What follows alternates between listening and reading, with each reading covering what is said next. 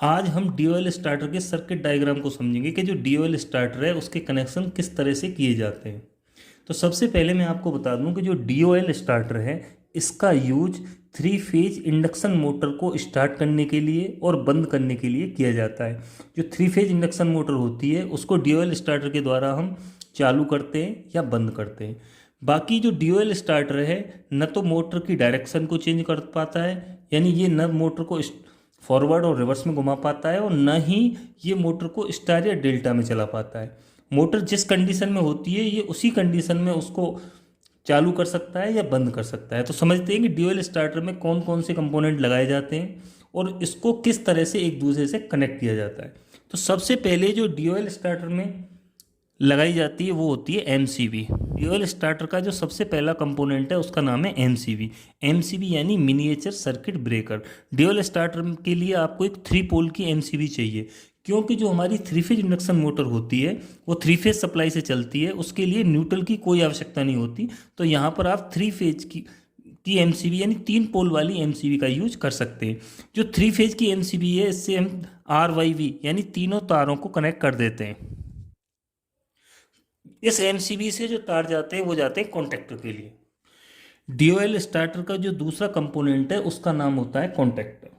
Contactor एक प्रकार का इलेक्ट्रिकल स्विच है। देखो, दो प्रकार के स्विच होते हैं। एक स्विच ऐसे होते हैं जिसे आप मैनुअली ऑन या ऑफ करते हो, और जो कॉन्टेक्टर होता है ये इलेक्ट्रिकली ऑन या ऑफ किया जाता है। यानी इसको जो हम इसको पावर देते हैं तब ये ऑन होता है, और जैसे ही पावर बंद कर देते हैं ये ऑफ हो जाता है। एक प्रकार की रिले ही होती है।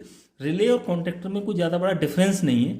तो सबसे पहले हम समझते हैं कि जो कॉन्टेक्टर है वो वर्क कैसे करता है। तो देखो, जो एमसीबी से जो पावर आती है 3 फेज की वो कॉन्टेक्टरों के इन 3 टर्मिनलों से कनेक्ट कर दी जाती है। ये जो तीनों टर्मिनल होते हैं इन्हें हम एनो कॉन्टैक्ट कहते हैं। एनो का मतलब होता है नॉर्मली ओपन। जो कॉन्टेक्टर होता है उसमें 2 तरह के टर्मिनल होते हैं। एक टर्मिनल होते हैं एनो, दूसरे टर्मिनल होते हैं एनसी। तो ये जो एनो टर्मिनल होते हैं नॉर्मल कंडीशन में ओपन सर्किट रहते हैं, और जो एनसी टर्मिनल है ये नॉर्मल कंडीशन में क्लोज सर्किट होता है। इस स्थिति में अगर आप इस कॉन्टेक्टर को देखोगे तो अगर हम एनो को विद्युत सप्लाई देते हैं तो एनो की जो विद्युत सप्लाई है नीचे पास नहीं हो रही है, लेकिन अगर हम वहीं एनसी को अगर पावर देते हैं तो एनसी से जो करंट की सप्लाई है वो नीचे पास हो सकती है। तो ये स्थिति होती है नॉर्मल स्थिति। नॉर्मल स्थिति वो स्थिति होती है जब तक कि आपने इस कॉइल को कोई भी करंट नहीं दिया है।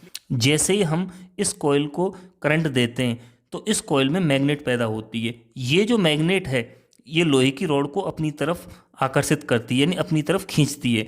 जब ये रॉड इस साइड में खींचती है तो क्या होता है, ये वाली पत्ती इन दोनों तारों को शॉर्ट कर देती है, और ये वाली पत्ती इन दोनों वायरों को शॉर्ट कर देती है, और ये वाली पत्ती इन दोनों वायरों को शॉर्ट कर देती है। तो जो आपने पावर यहाँ दी है वो पावर नीचे से पास होने लग जाती है। लेकिन इस कंडीशन पर जो एनसी है, एनसी से पत्ती दूर हट जाती है, यानी एनसी एनओ में कन्वर्ट हो जाता है, और ये तीनों एनओ हैं ये एनसी में कन्वर्ट हो जाते हैं। तो इस तरह से जो हमारा कॉन्टेक्टर है वर्क करता है। इस कॉन्टेक्टर से पावर एमपीसीबी में जाती है। MPCB motor protection circuit breaker होता है।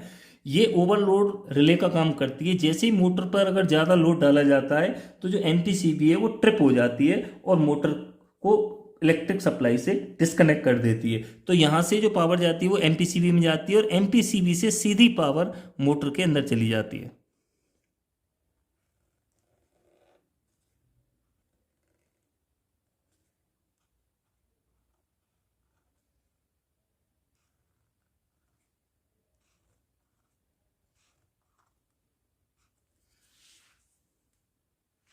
एमपीसीबी से पावर को मोटर में दे दिया जाता है। तो ये जो मैंने आपको सर्किट डायग्राम बताया है ये ड्यूअल स्टार्टर की पावर वायरिंग है। ड्यूअल स्टार्टर की पावर वायरिंग का मतलब ये है कि इस वायरिंग के थ्रू मोटर को पावर दी जाती है। लेकिन अभी मैं आपको बताऊंगा कि इस कॉन्टेक्टर को किस तरह से ऑपरेट किया जाता है। यानी दूसरी जो वायरिंग होती है उसे हम कंट्रोल वायरिंग कहते हैं। यानी जो कॉन्टेक्टर को जो वायरिंग कंट्रोल करती है उस वायरिंग को हम कंट्रोल वायरिंग कहते हैं। तो अब हम समझते हैं कि कंट्रोल वायरिंग किस तरह से की जाती है। तो सबसे पहले हम क्या करते हैं कंट्रोल वायरिंग के लिए कि कोई भी 2 फेज ले लेते हैं। ये 2 फेज आप कहीं से भी ले सकते हो, किसी भी वायर को यूज कर सकते हो इन 2 फेजों के लिए। तो यहाँ से हमने 2 फेज ले लिए।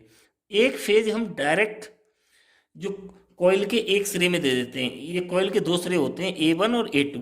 आप इस एक फेज को चाहे A1 में दे सकते हो या A2 में दे सकते हो, ये आपके ऊपर डिपेंड करता है आप किस फेज में, कौन से टर्मिनल पर इस फेज को कनेक्ट कर रहे हो। तो एक तार हमने A1 में दे दिया, ये वाई कलर का तार है। दूसरा जो वायर होता है उसे पुश ऑन स्विच की सहायता से, एक स्विच लगाते हैं हम, उसे हम पुश ऑन स्विच कहते हैं।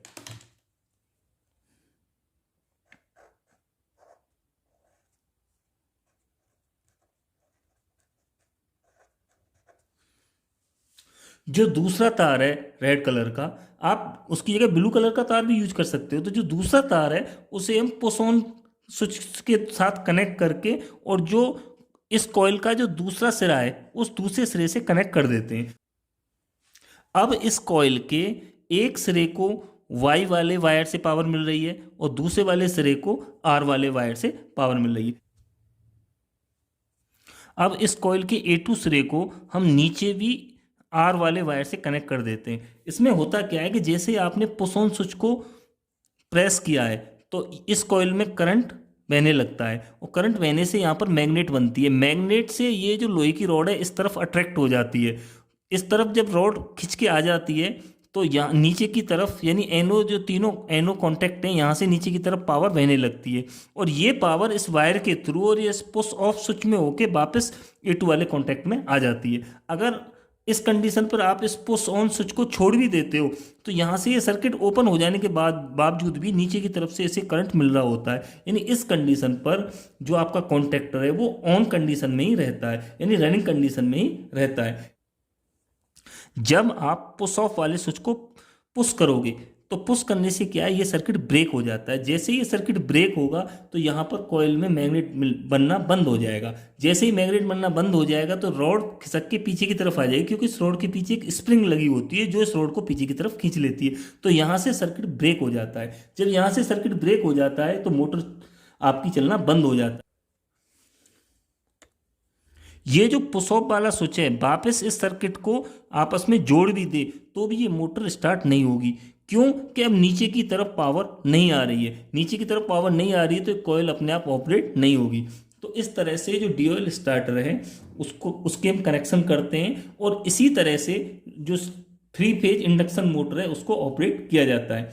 यहाँ पर मैंने ड्यूअल स्टार्टर के बारे में बताया था। अगले वीडियो में मैं फॉरवर्ड बस स्टार्टर और स्टार डेल्टा स्टार्टर के बारे में बताऊंगा।